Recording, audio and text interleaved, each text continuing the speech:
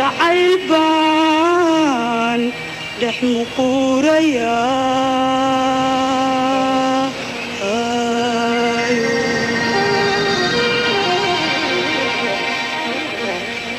miraalihiisi midigtaygu qaadiyo mawjadba isiga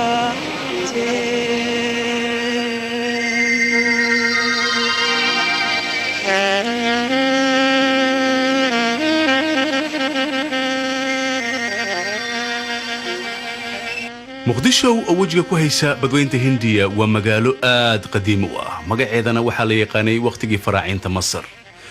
6 ama 7 qarni ka hor magaalada muqdisho waxaa lagu dhisay masaajidyo iyo minaarado aad u qurux badan kaasoo ka haray raadkii taariikh ku yeelashadii carabta iyo kuwii beershiya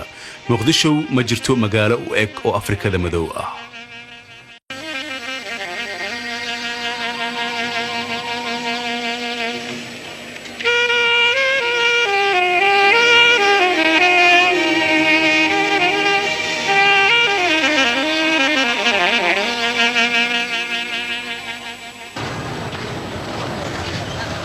maanta muqdisho waa caasimada Soomaaliya dhismo casri ah iyo kuwa kale oo aad qadiim u ah dad badan iyo gawaari kala duwan ayaad ku arkaysaa meel walba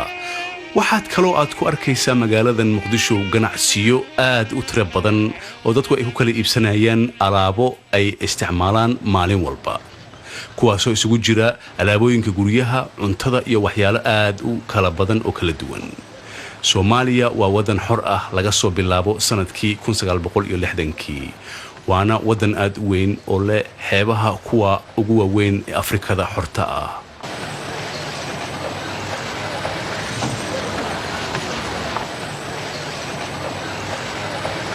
iyadoo lagu qiyaaso wadanka Soomaaliya inay ku nool yihiin 1980kii oo waqtigan ah dad u dhigma ilaa iyo ama ku dhow ilaa iyo 3 milyan oo qofood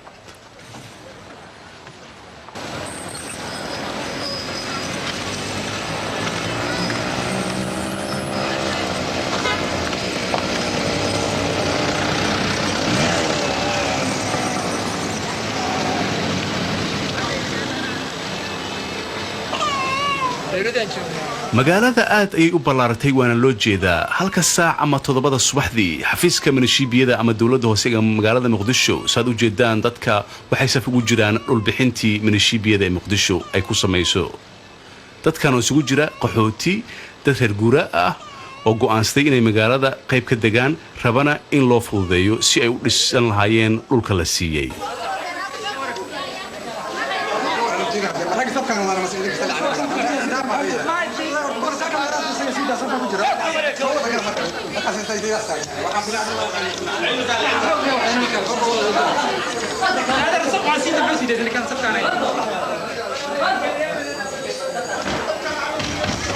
xafiiska gudihiisa waxaa fadhiya shaqaalaha dawladda hoose ama milishiibiyada iyagoo ka wada hadlaya si ay dhulka Soomaaliya ku yaala waxa iska leh dawladda bil kasta lootooyinka la qaybiyo waxa la kala siiyaa qof walba oo dhul la'aan ay hayso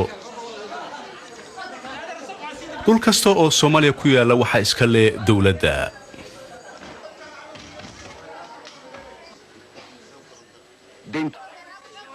dhulka dhibisiisa waxaa ku shaqo leh geometriga dawladda hoose ee la yiraahdo Cabdulqaadir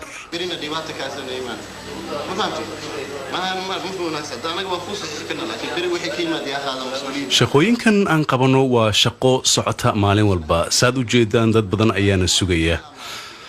annagu shaqadeena waa in aan dhul siino iyaga ayaa guryaha dhisanaya dhulka ugu yar aan bixino cabirkiisa waa 13 lagu dhuftay 3 mitir kan ugu weyn cabirkiisu waa 20 mitir lagu dhuftay 20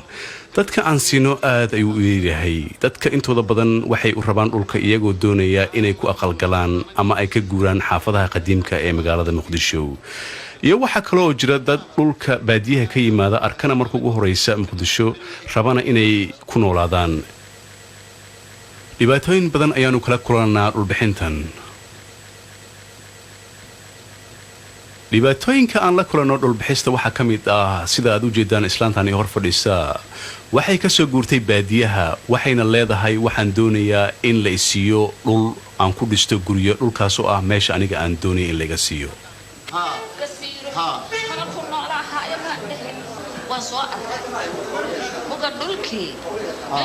markaan weydiiyey dhulkii aan ku siiyey maxaa ku dhacay waxay leedahay dhulkaad isiisay aad ayuu u fog yahay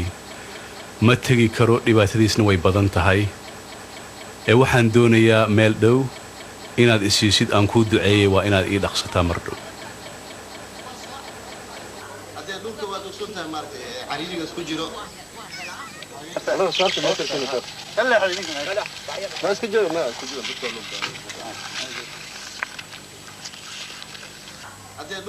sidaad u jeedaan waxaa bilowday dhulbixintii iyadoo geometriga dowladda hoose ee muqdisho uu cabirayo dhulkii la siin lahaa dadweynaha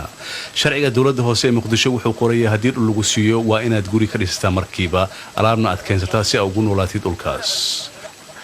dhulka aad ayuu oomano u yahay iyadoo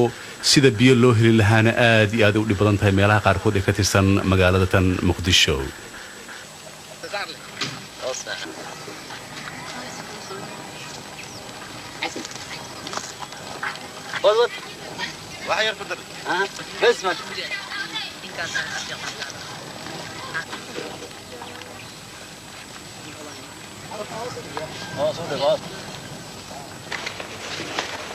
Adesso questo è già esecutivo. talyaaniga ku nool magaalada muqdisho ilaa iyo waqtiga isticmaalka waxaa lagu qiyaasay inay ahaayeen ilaa iyo 40,000 sanadkii 80meeyadii waxa kaliya oo ku haray dhowr boqol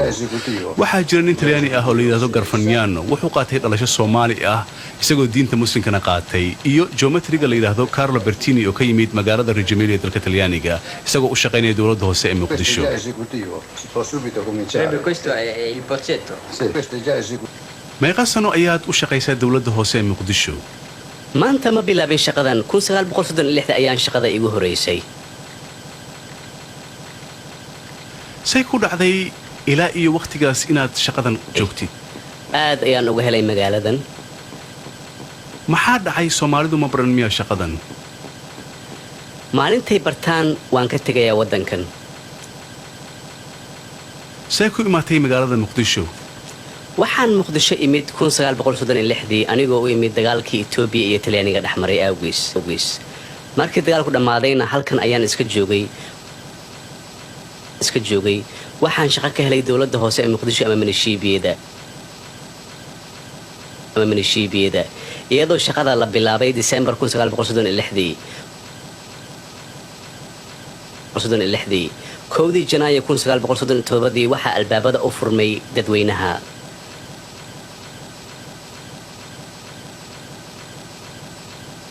magaalada ma aragtay siday u fiday magaaladan aad ayay u fiday iyagoo ay ka hor yimaadeen dhibaatooyin aad u fara badan kuwaasoo ay ka mid yihiin deegaanka bulshada jidadka iyo kan ugu weyn oo ah dhaqaalaha magaaladan Muqdisho oo ah magaalo dhalatay lacag la'aan dad wax bartay oo Soomaali ah ayaa inta badan dibadaha ka yimaada waxayna yiraahdaan lacagaha wadamada Yurub lagu dhiso xataa wax u dhigma ma jiraan halkan wadankan petrol ma leh laakiin waxa la rajaynayaa mar dhow in Soomaaliya petrol laga helo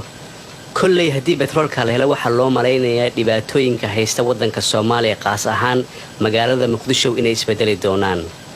waxa dhacda mararka qaarkood in xataa aan la helin gawaaridii ama baabuurtii ay isticmaali lahaayeen dowladda hoose ee Muqdisho sida loogu soo cabiro dhulka la siinayo dadweynaha Soomaaliyeed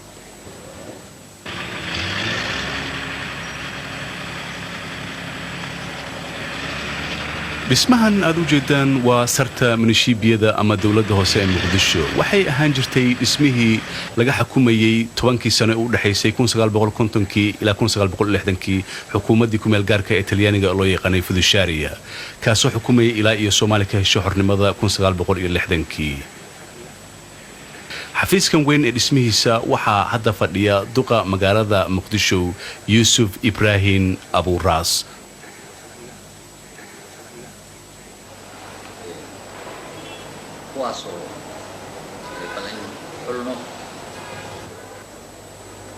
طبعا halkan hadaynu xafiiskan u noqono xafiiskan wuxuu leeyahay taariikh aad u dheer sidaad la socotaan waxaa degnaan jiray wakiilkii dowladda Talyaaniga u qaabilsanaa ku meel gaarkii xornimada Soomaaliya anigu waxaan xafiiskan ka shaqeeyaa muddo 5 sano ah shaqadeydana kama duwana shaqo kasta uu qabto duq magaalo ama siindeko meel alla meeshu adduunka ka jiro sidaan la socono muqdisho waxay la kortay iyadoo aysan jirin wax plan ama ku talagal ah waana magaalo uu geedaha cagaarku ku yeelahay qoraxduna ay aad u kulushahay markuu kacaanka dhashay waxaa gacanta ku dhignay magaalo ay dhibaatooyinkeeda aad u fara badan yihiin kuwaasoo ay ka mid yihiin in qof walba uu ka dhisto guri meeshuu doonayo wadooyinku aan u fiicnayn korontada oo aad u yarayd magaalada waxa ugu daran waxay ahayd dhibaatooyinka guri la'aanta taasoo ka timid markii dagaalkii ogaadeeniya uu dhammaaday waxaana soo xog saaray dad badan oo qaxooti ah oo magaalada ku soo batay iyo dad badan oo ka soo guuray baadiyaha si ay ugu noolaadaan muqdisho iyadoo ay taasi jirto qoys kastoo Soomaaliya wuxuu xaq u leeyahay in guri iyo meel ku noolaado la siiyo marka dhalanaysa ha ku dhalato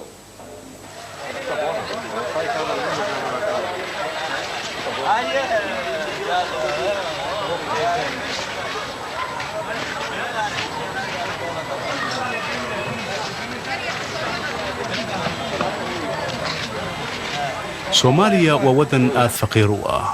dadka waxa soo gasha lacag aad u yar waxaana ka arkaysaa dadka Soomaalida markay suuqyada ay tagaan inay wax soo iibsadaan aad ayay ugu adag tahay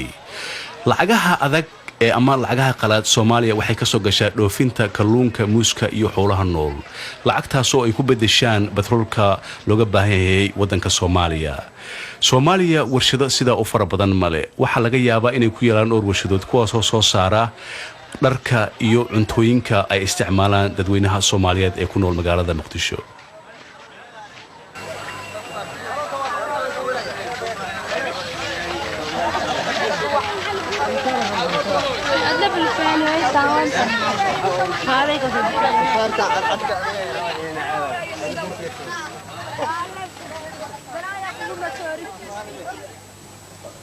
ninkan waxa la yiraahdaa Ibrahim wuxuu ahaan jiray nin reer miyi ah wuxuu yimid magaalada Muqdisho muddo haatan laga joogo 15 sano wuxuuna go'aansaday inuu noqdo nin kalluumaysato ah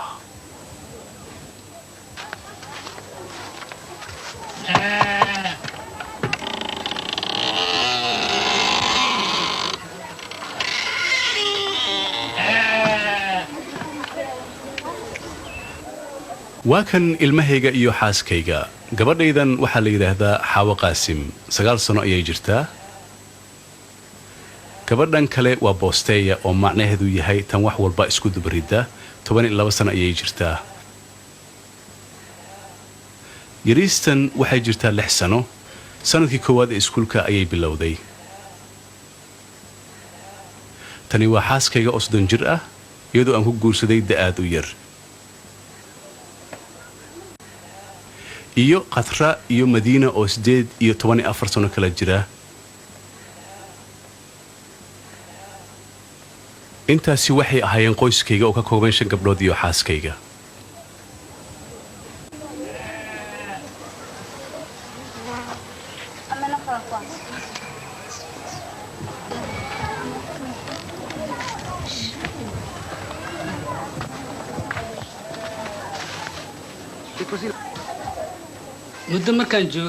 muddo markaan joogay magaalada Muqdisho ayaa dawladda hoose waxay siisay dhul guri aan ka dhisto taasoo ay u qasabtay inaan bedelo nolosheedii hore ee reer miyiga ahaa markii guriga dhismihiisa bilaabay waxa ii suurtagashay inaan guursado oon xaas iyo caruur aan yeesho si aan nolosheeda waxaan uga bedelo hal qol adoo kuna nool 4 qofood oo qaraabadaada ah nolosha soo dhib ma ahan Ibrahim haddaad u maraysid nolosheeda inay adag tahay waxaa fiican lahayd inaad aragtid saxaaraha oo ah dhulkii aan ku dhashay kuna soo koray intaanan imaanin Muqdisho ilaa wuxuu ku kacay 6,000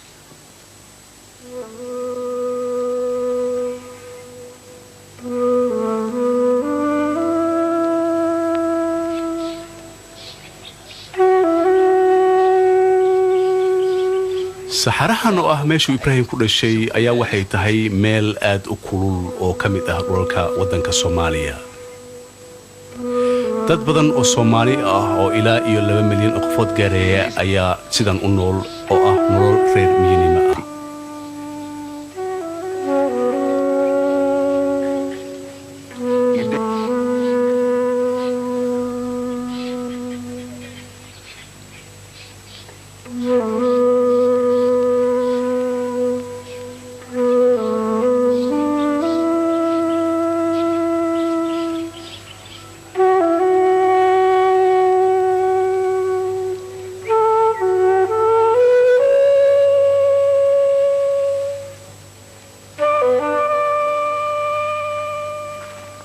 سيلا ياي نبض ملا رونو ها عرورتا سيين لغا انتهي هاي واسدا واسكت فعين سوما نونوغو كورم نونوغو نونو waa laba haweenaydan iyo carruurteeda waxay sugayaan raggoodii oo sahan meel dheer u aaday waxay leedahay waxay ku maqan yihiin meel roob lagu sheegay oo dheer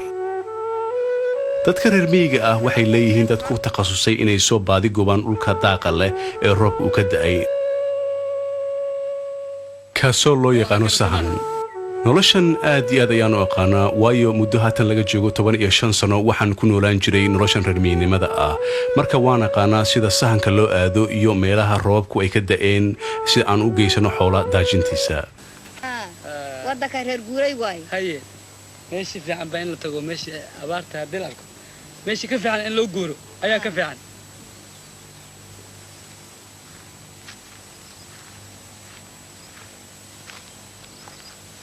ملا فايا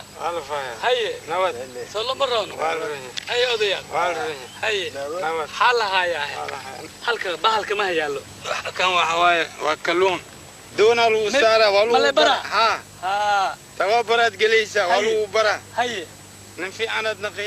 halkan waxaan u soo dhowaanay dhul xeebeed iyadoo aad u jeedaan dadkii reer miyiga oo haysta kalluun ay soo dabteen kaasoo ugu yeerayaan libaax badeedkii markaan u sheegay in business ama ganacsi laga samayn karo kalluunkan aad soo dabataan waa ila yaabeen markaasaan waxaan u sheegay bal aniga eega waayo muddo haatan laga joogo 15 sano reer miyi ayaan ahaan jiray haddana waxaan u wareegay magaalada muqdisho anigoo ka samaynaya ganacsi aad u fara badan oo ku saabsan kalluun dabista iyo sida loo iibiyo مايا دون الوسارة والو برا حاجة لقاها لهذا أنا كبرنا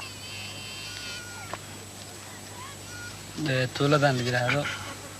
dadkan si fiican ayaan isu fahanay anigoo ah qof dhul saxaara ah ka yimid haddana dhibaatooyinkeenu waa isku mid si xataa kalluun loo dabto ma aqoonin markaan muqdisho tagay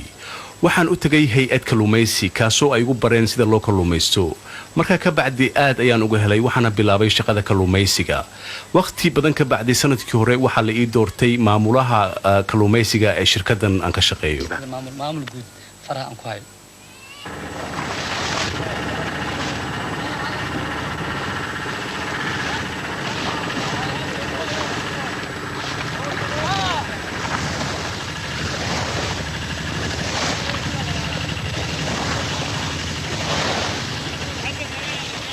badda Soomaaliya waa badaha adduunka ugu kalluun badan uguna nadiifsan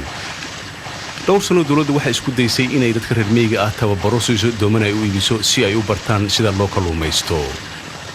taasoo ay noqotay in dad badan oo ka soo guuray dhulka reer miyiga ah ay ka qayb qaataan tababaro ay sameeyeen dawladda Soomaaliya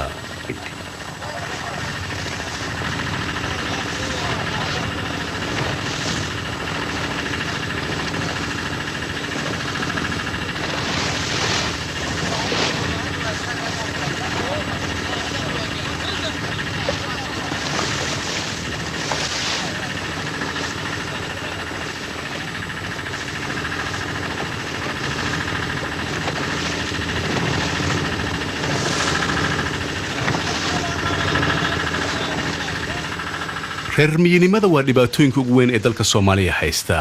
halganka ay dawladdu wado weli uma hirgelin sidii la doonayay boqolkiiba 70 dadkii reer miyiga ahaa ee xeebaha la geeyay si ay uga shaqeysaan 1975tii markii roobkii ka bilowday dhulkii ay deganaayeen ee reer miyinimada ahaa gadaal ayay ugu laabteen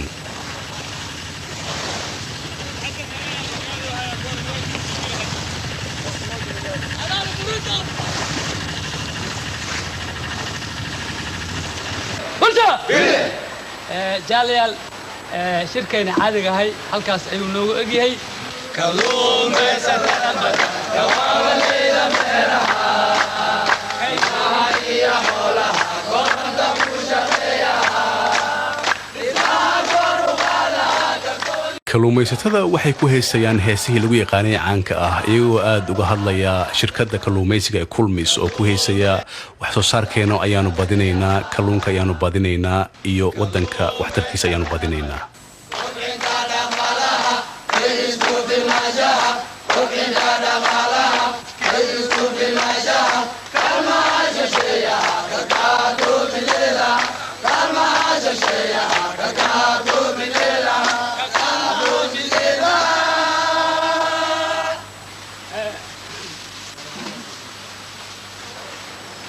haddana waxaan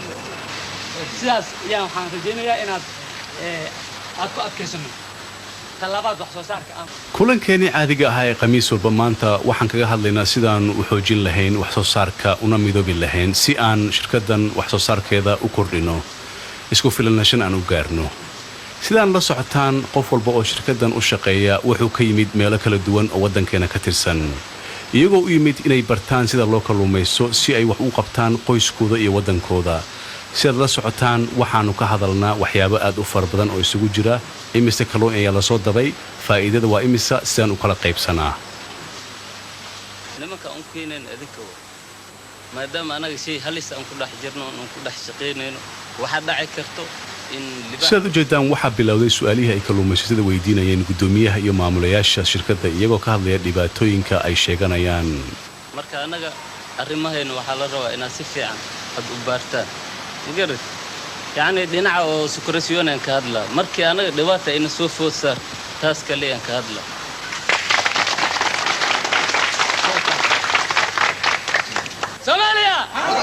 Soomaaliya khaasatan iskaashatada kalluunka xamardan kulmis ha guulaysan ha waarto ha joogto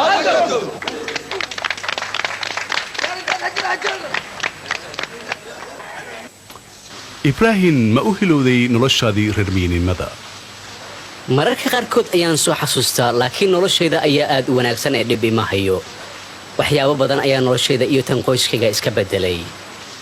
laakiin iyadoo sidaa ay tahay haddana qof walba meeshuu ku imaaday waa u hilowdaa waana jecel yahay maalin uun ilaahay hadduu yidhahdo inuu ku laabto dadka kula shaqeeya ma hiloobeen iyagana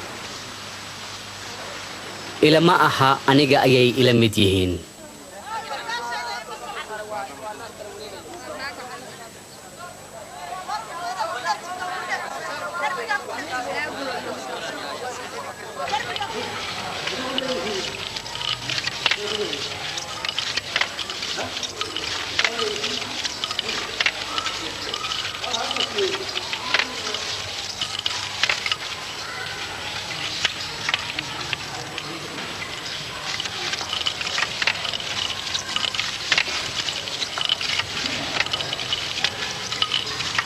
anigoo jaamac adeys liyiraaho adeys munye oo liyiraaho oo iska ma u jeedaan wiilkan yar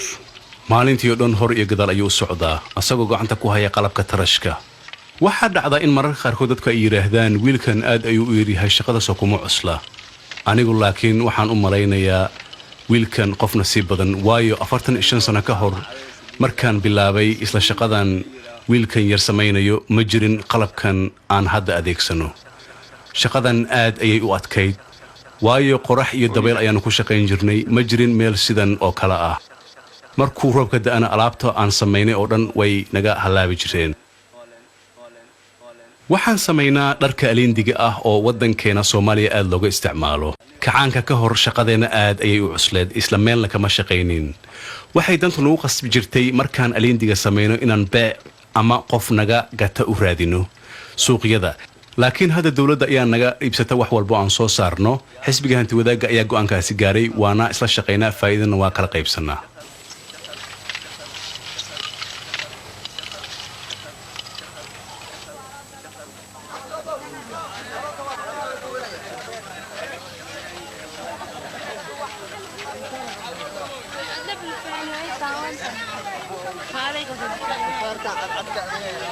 dhismahan u ah xarunta xisbiga ee xaafadda boondheere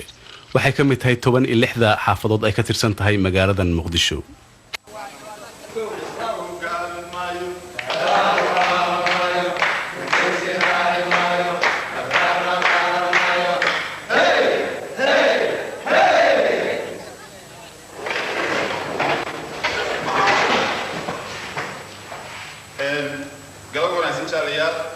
maanta waxaan shirkan uga hadlaynaa qabanqaabada dabaaldega 1 Maajo ee ah maalinta shaqaale weynaha adduunka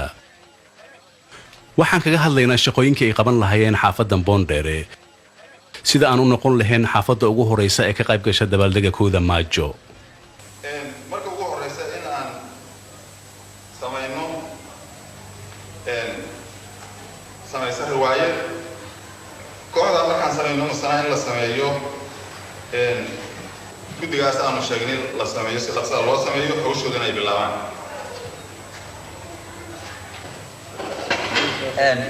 gudoomiye arrintaas aan wax ku kordhin lahaa maadaama sanad walba magaalada muqdisho waxaa ka dhaca dabaaldeg aad iyo aad u weyn oo lagu xusayo maalinta shaqaale weynaha adduunka ee 1 Maajo waxaa ka soo qayb gala 16 xaafadood ay ka tirsan tahay magaalada muqdisho xaafadan Boondheer oo ah xaafadaha ku yaala bartamaha magaalada muqdisho ka qaybgalka bisha 1 Maajo waxay tahay mid aad dadku ay u faraxsan yihiin iyo ka qaybgalaya mahrijaano ku soo bandhigayaan ciyaarihii hidaha iyo dhaqanka Soomaaliyeed marka isku duwadridka loogu talagalay bishan 1 Maajo waxay bilaabataa waqti aad u dheer iyadoo ay qaadato hal maalin kaliya si qof walba uga qayb galo mahrijaankan qodobadaas oo ka kooban sidaan hore u sheegay 12 qodob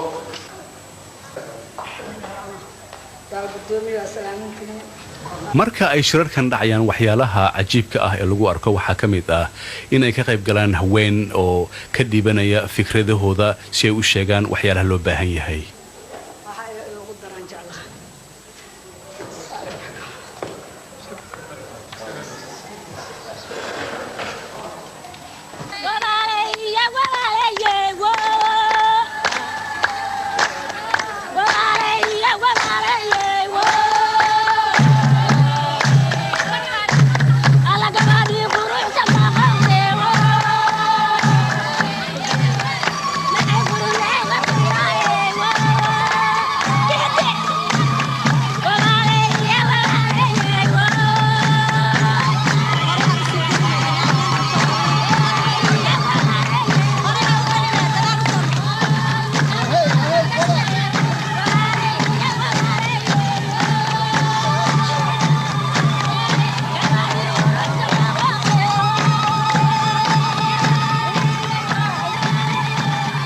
kowda Maajo magaalada muqdisho waxaad ku arkaysaa sawirro aad u badan kuwaasoo ka sheekaynaya raggii u soo halgamay hanti wadaaga oo isugu jira Lenin iyo Marx oo lagu soo bandhigo magaalada tan muqdisho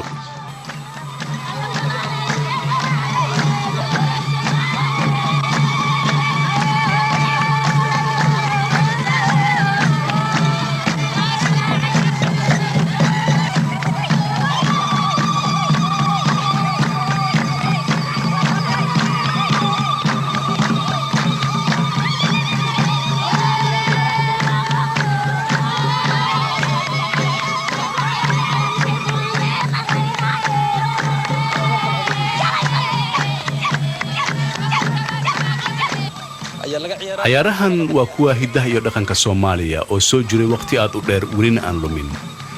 taasoo uu xisbiga hanti wadaaga kacanka Soomaaliyeed uu aad uga dhiirigeliyay waxay muujinayaan farxadda ummadda Soomaaliyeed iyagoo ilowsinaya waqtigii dheeraa ee gumaysiga ay ku jireen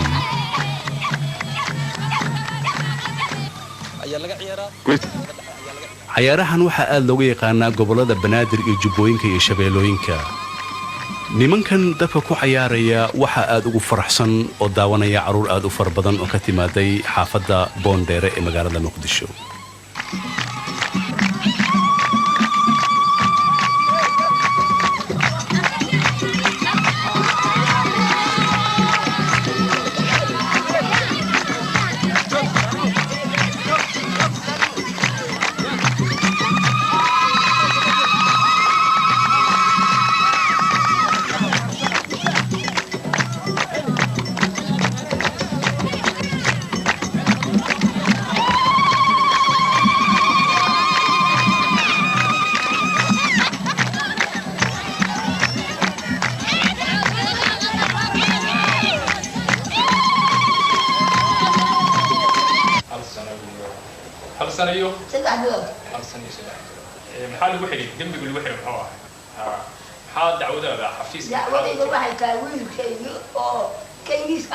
waxaan u imid xafiiskan ayay leedahay islaantan iyadoo wiilkaygii la xiray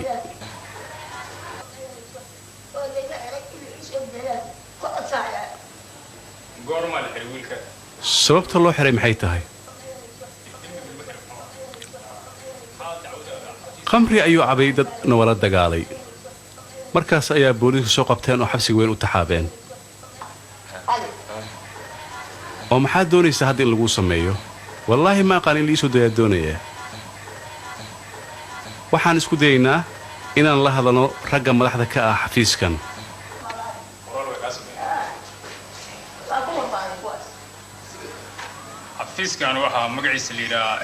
xafiiskan waa xafiiska nabadgelyada ee xaafadda boondheere shaqooyinkeenna waxay u badan yihiin inaannu dhammayno arrimaha yaryarka ah oo aan u baahnayn inay maxkamadaha gaaraan haddaannu arrimahan wax ka qaban weyno annagoo ah 7 xubnood oo anigu aan madax u ahay waxaannu gaarnaa go'aan degdeg ah maalin walba 4 galabno ayaan kulannaa ilaa iyo waqti dambena waan ku gaarnaa shaqadan arrimaha aanu qabano aad ayay u kala duwan yihiin laakiin kuwooda ugu badan waxay quseeyaan qoysaska Soomaaliyeed iyadoo mararka qaarkood arkaysid nin iyo naag isqabsaday iyo dad dagaalo soo dhaxmaray si aan arrintan u xalino waxaanu dadku kula talinaa inay heshiiyaan isna afiyaan si arrimahan mar kale aysan u dhicin diyaasha kale to xaafadaha inta u tagtay hay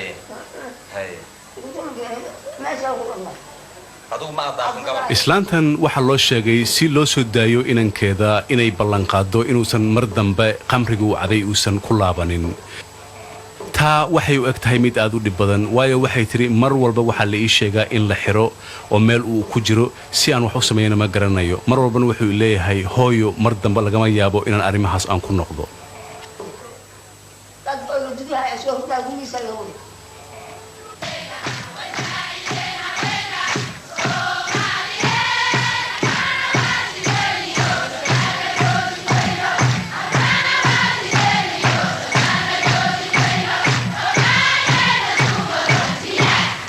dadkan waxay ku heesayaan Soomaaliya gadaal u laaban mayso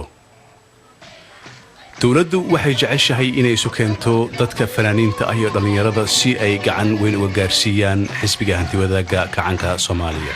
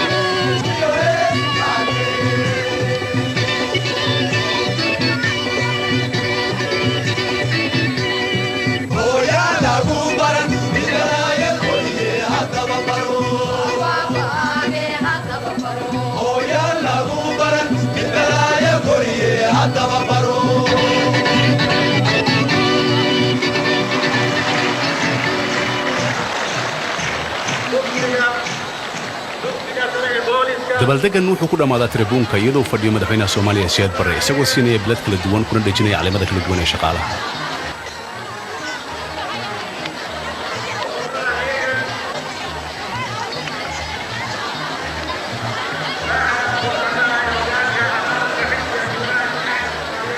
Soomaaliya waxa aad u xumeeyay dadkii ay xulafada ahaayeen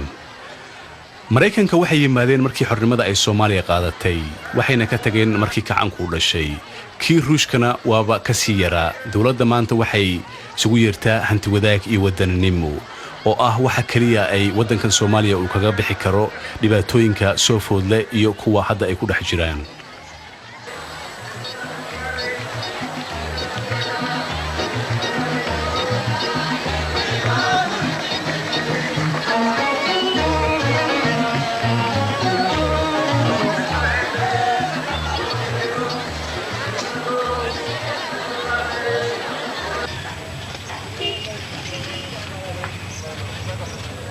muqdisho waxa ka buuxata beelooyin ay ku qoran yihiin propaganda sheegaya waxyaalaha xisbiga iyo kacaanka uu qabtay iyo dhibaatooyinka uu gumaysiga wadanka u keenay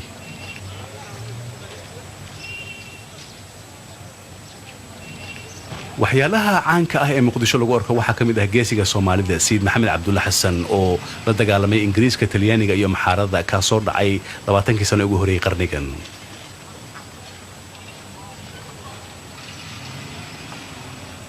waxaa kaloo jira talada dhagax tuur kaasoo muujinaysa in ninka Soomaaliga ah uu kula dagaalami karo cadow kastoo adduunka ah isagoo dhagax kaliya gacantiisa ku haysta.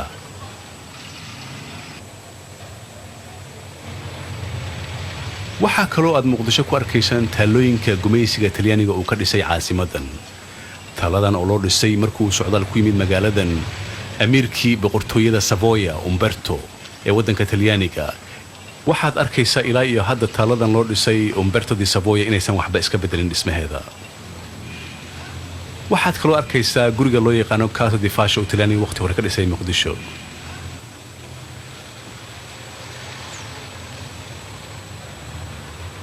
iyo waxaad arkaysaa kaniisada weyn ee Katoliga ah ama Katoolikada ay ka dhisan bartamaha magaalada Muqdisho.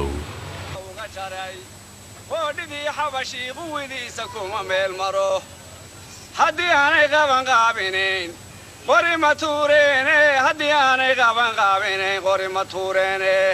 waxaad u jeedaa gabya Soomaali ah oo la yiraahdo Ibrahim Mirno isagoo ku gabyaya gabyo ka soo horjeeda gumaysiga fara badan ee Soomaaliya soo maray qaasatan gumaysigii Xabashiga. haddii aanay qaban qaabinayn qori iyo dagaal qowda ma hayeen ardi sababa kuma soo qubeen ku baqoodun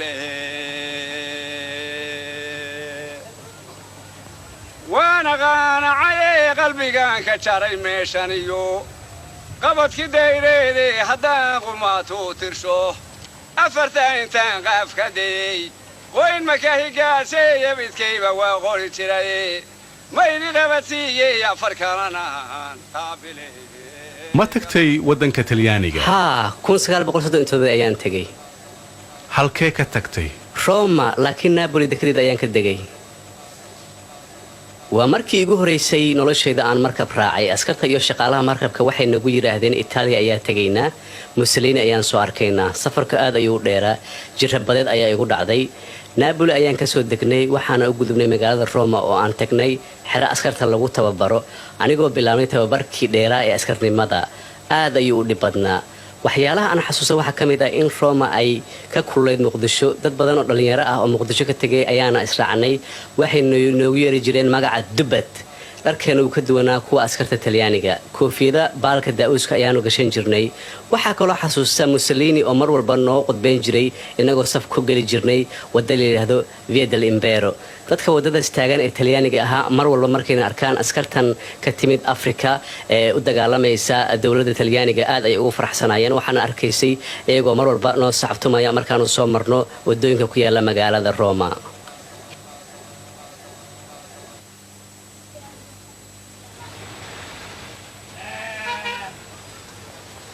waxa aad wax uga xasuusta waqtigii Talyaaniga ninkan odayga ah oo la yiraahdo Qaasin Hilowle Qaasin wuxuu deganaa Muqdisho waqtigaas waxaana loo yaqaanay nanees aad iyo aad caan u ah oo la yiraahdo Iskifo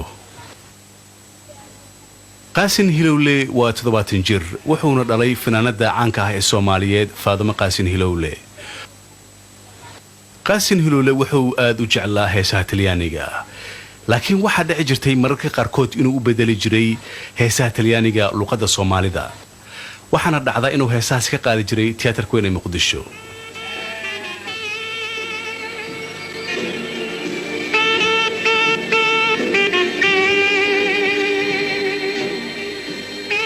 Qaasin waxa aad loogu yaqaanay inuu ku heeso heesaha qabow mararka qaarkoodna waxa dhici jirtay inuu heesahani ka qaado tiyaatarka Muqdisho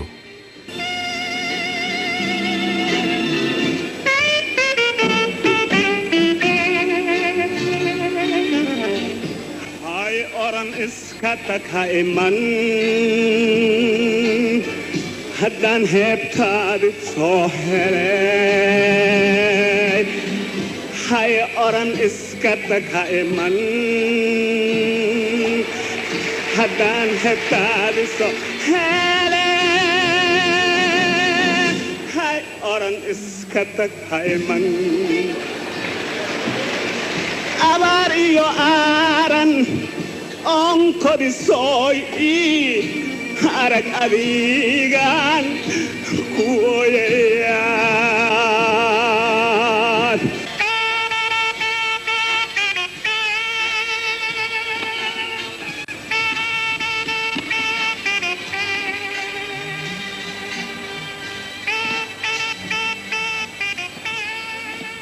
waa geesiyadii xornimada Soomaaliya wuxuu ka mid ahaa dadkii wax ka dhisay dhaqdhaqaaqyadii ugu horeeyay ee ka soo horjeeday gumaysiga madaxweynaha Soomaaliya Siyaad Barre wuxuu gudoonsiyay bilad caalami ah goorma magaca Skiffo lagu bixiyay mar walba waxaan ku heesi jiray heeso Talyaani ah waxa aad u jeclaa fanaanka Carlo Ponti hees uu qaadi jiray oo la yiraahdo Skipper marka dhalinyarada waxay maqleen Carlo iyo heesi Skipper waxay u maleeyeen Carlo Skiffo marka waxa dhacay waxa isku ekaaday magacii heesta oo ahayd Skipper iyo dhalinyaradii oo u maleeyay magaca inuu Skipper yahay marka mar walba jidka aan marayo qof walba oo dhalinyarada kamid ah isna qanaas la heesi jirnay waxay ugu yeeri jireen haye Skipper iska waran maanta gurigaaga waxaan ku arkay diskiyo heeso Talyaani ah aad ayaan u jeclaa heesaha Talyaaniga guriga markaan joogana waan heesi jiray codkayga aad ayuu dheeraa hooyadayna ma jecleen markaan codka dheer aan ku heeso waxaan isku day jiray inaan u heeso heestaagayaasha Talyaaniga oo kale heesaas wax ma ka xasuusataa ها سفيعا mana maqashin kartaa Chitarra d'amor quando sorge la luna nel ciel tutta dorme qua giù accompagnami tu con la tua canzone Chitarra d'amor canta ancora la canzone d'amor la canzone d'amor che ripeta il mio cuore la divina illusione lo so è solamente un'illusione d'amor che svenirà come ruggida nel sol ma basta ciò per far sorridere questa cuore maxaad ka xasuusataa waqtigii Talyaaniga uu joogay Muqdisho waxa igu horeeyay aan xasuusto waa iyagoo furay dugsiyo hoose iyo iyagoo bilaabay garoomo sportiga lagu ciyaaro Soomaalida waqtigaas ma jecleen inay luqadda Talyaaniga bartaan hooyaday lugta ayay marka qaarkood iga xiri jirtay iimana ogolaan jirin inaan luqadda barto iyadoo u maleysay wax aad u xun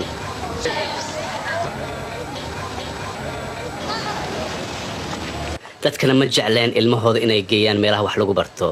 markii dambe dadka waxay ogaadeen in haddii aad baratid luqad ajnabi ah inay maalin uun ku anfacayso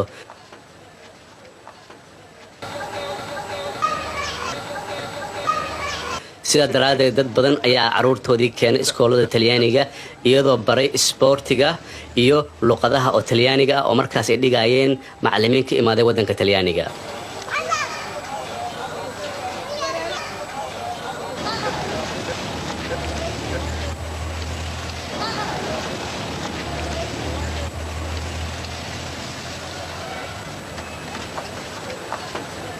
weligaa ma tagtay wadanka Talyaaniga maya sabab nasiibkayga ma noqon inaan tago waan jeclaa inaan tago Itaaliya si aan u arko magaalooyinka Venezia Roma Milano Torino see ku baratay luqadda Talyaaniga weligay iskool uma tegin si aan u barto luqadan waxaan ka bartay garaash anoo aad u yar waxaan u shaqayn jiray nin Talyaani oo la yiraahdo Francesco Banano gurigiisa ayaan tegi jiray ninka cuntada u karay ayaan la hadli jiray ilmihiis ayaan la ciyaari jiray si dhibir ayaan ku bartay hatta waxa gaaray heer inaan aqriyo jaraa'idka af Talyaaniga buugaagta waxa kaloo la hadli jiray ardayda Soomaalida ee luqadda baranaysay anoo weydiin jiray waxay maanta soo barteen markaan weydiiyo waxay ii sheegi jireen in maanta loo soo qoray ABC-ga Talyaaniga ah markaas ayaan waxaan aqrin jiray waxyaalaha ay soo qorteen iyo anagoo wato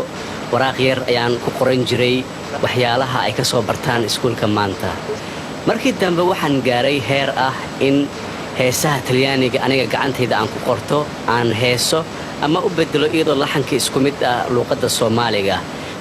marka aad ay u dhibadnay sidaan u barto luqadda Talyaaniga laakiin waxaan ogaa luqad walba in la baran karo adoo xataa iskool u tagin haddii aad isku xujisid inaad barin kartid luqad kasta marka dhibkaygaba ha ahaatee laakiin waan bartay luqaddii Talyaaniga ahayd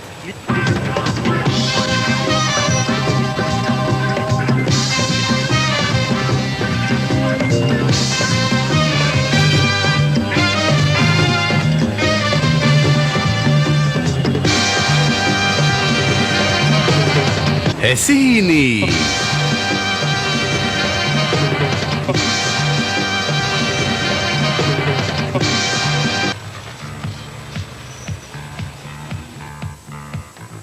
salaan wanaagsan waxaan idinka salaamayaa raadiyo muqdisho ku soo dhawaada barnaamijkeena nuska saaca ah ee luqadda talyaaniga oo ugu talagalnay dadka talyaaniga ee degan magaalada muqdisho iyo dadweynaha Soomaaliyeed ee ku hadla luqadan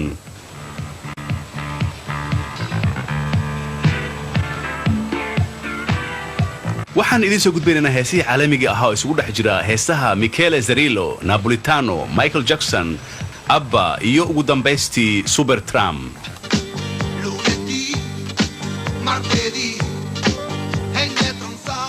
ma waqti badan ayaad ka shaqaysaa raadiyo muqdisho waqti badan ayaan ka shaqeeyaa waxaan shaqada bilaabay Radio Libre Italiana iyo anoo ka shaqeeyay discotheque modern ku yaala ka bacdi waxaan ku soo laabtay Soomaaliya anoo shaqo ka bilaabay Radio Muqdisho qaybtiisa Talyaaniga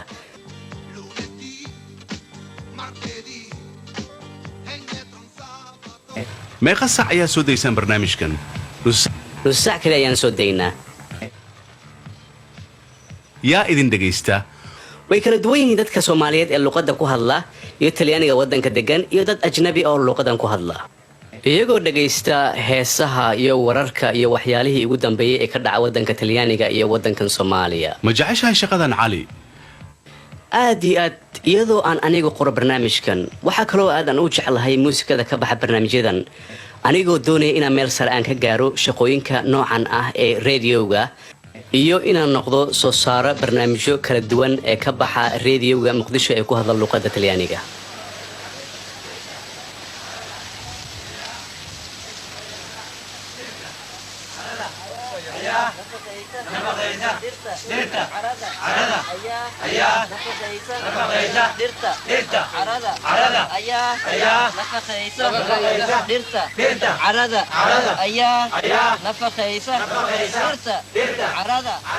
tuulo u dhow magaalada muqdisho waxaa ka furan dugsi wax lagu barto muddo 7 sano dowladda Soomaaliya waxay bilowday ololaha waxbarashada 1975 iskuulada iyo kuleejooyinka oo dhan ee wadanka Soomaaliya waa la xiray 25,000 arday Soomaali ah ayaa waxa loo kala diray meelo walba oo Soomaali ka mid ah si ay u faafiyaan waxbarashada luqadda Soomaalida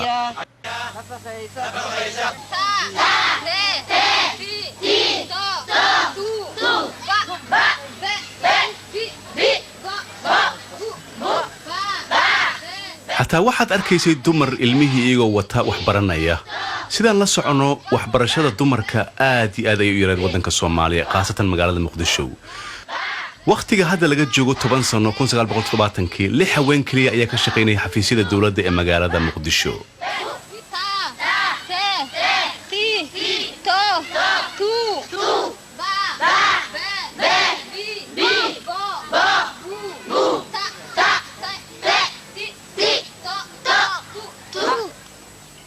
maamulaha dugsiga beesh jambaluul waxbarashada markii hore dalka ma taqaana magacaygu waa Maxamed Sheekh Yarow waxaan ahay maamulaha dugsigan kacaanka ka hor dadka wax akhriya ama qora wadankan Soomaaliya aad ayay u yareed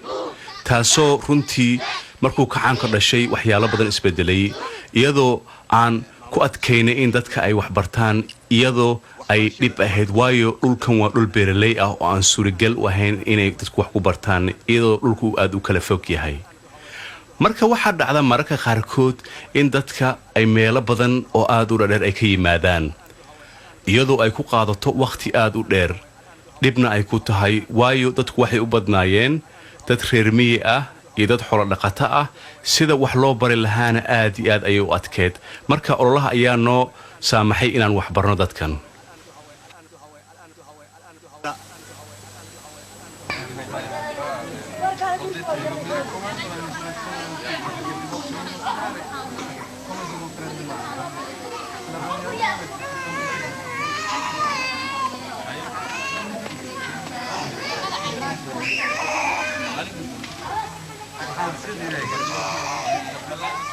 dhibaatooyinka ugu weyn Soomaaliya haysta iyadoo la og yahay inay hal madaxweyne hal calan iyo hal jamhuuriyad ay leeyihiin ay yihiin in ku dhow 2 milyan ay weli ku nool yihiin nolosha miyiga iyagoo aan haysan wax daryeel caafimaad iyo bulsho. xuduudida Soomaaliya waxaa ka socda dagaalo dadweynaha ay iska iloobeen. dawladda waxay xoogga saartay meelaha magaalooyinka ah ee dadka degan yahay, iyadoo keentay xarumo caafimaadka ee haweenka iyo carruurta. xataa caasimadda aad ayay u adagtahay in la helo meel dadka lagu daaweeyo. sanadka ugu dambeeya ee ardayda caafimaadka waxay ka shaqo galaan xaafadaha ugu faqiirsan magaalada Muqdisho, iyagoo kula talinaya dadka sida xanaanada carruurta iyo ka hortagga cudurrada iyo waxyaalaha kale ee fara badan.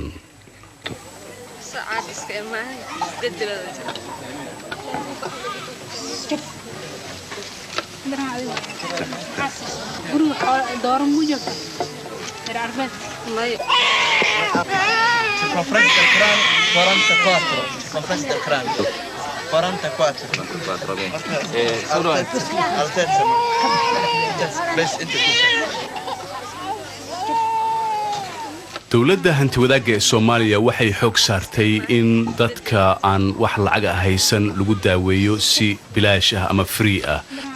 kaasoo keentay in dad badan oo ka yimaaday naaxiyaha magaalada Muqdisho ay yimaadaan si ay u helaan daawooyinkan lacag la'aanta ah si ay u daaweeyaan carruurtooda.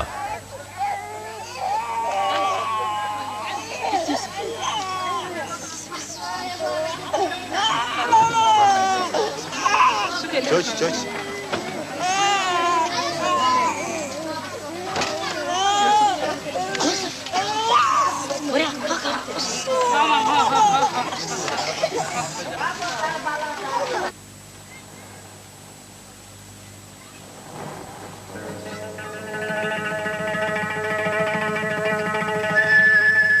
sida loo dejin lahaa reer guraaga magaalada Muqdisho waa shaqo aad u dhib badan.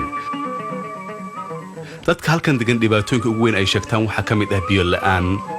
dhibaatooyin xagga bulshada oo aad u tiro badan. xataa marka cudur ku yimaado intooda badan ma aadan isbitaalka Muqdisho,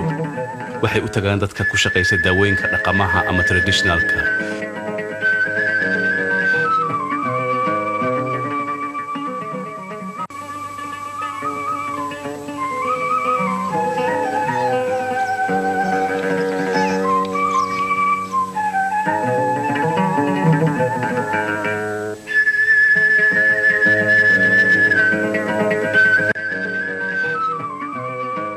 nin ka shaqaysa daawada dhaqameedka oo la yiraahdo Jaamac,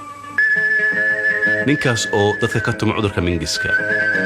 ayaa waxa uu yimid Professor Gherardishi oo ah professorka psychiatrika ama cudurka maskaxda ee jaamacadda Pizza ee dalka Talyaaniga.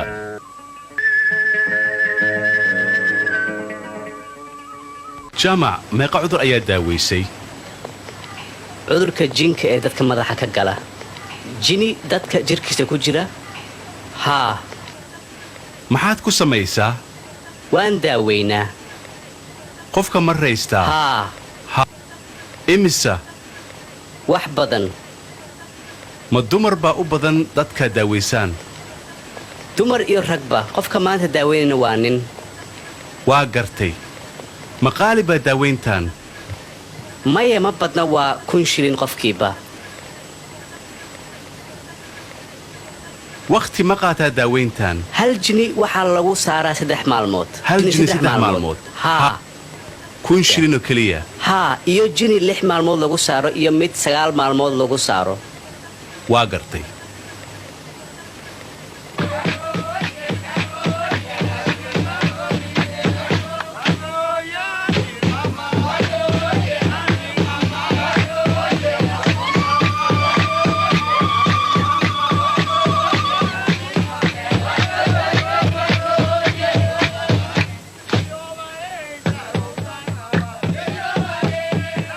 daaweyn lagu bilaabay wiil yar oo maskaxda laga hayo. wuxuu ka yimid qoys reer miyi ah, isagoo soo gaaray magaalada Muqdisho. markii reerkiisa ay kala qoosteen daawooyinkii caadiga ahaa ayay waxay keeneen Muqdisho si Jaamac uu jiniga inanka uga saaro ama uga tumo.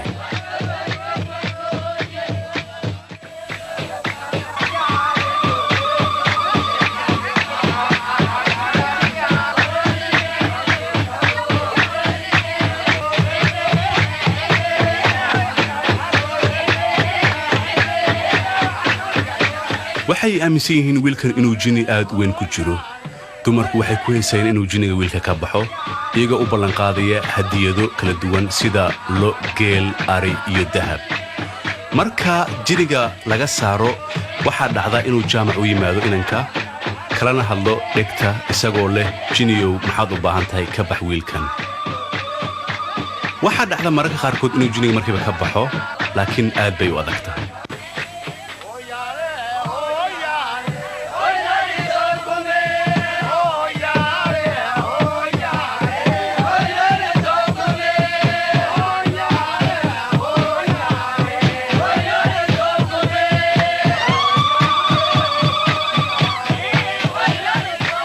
jaamac wuxuu noo sheegay inuu asaga daaweyn karo jinniyada laakiin in jinniga markuu ka baxayo uu ilaah uun ka saari karo wuxuu isku dayaa mararka qaarkood hadduu jinniga ka saari waayo inuu u yeero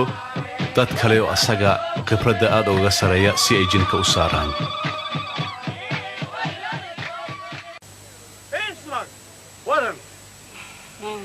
حقيقة مؤمنة حقيقة الرعب شفر الله قالك رعب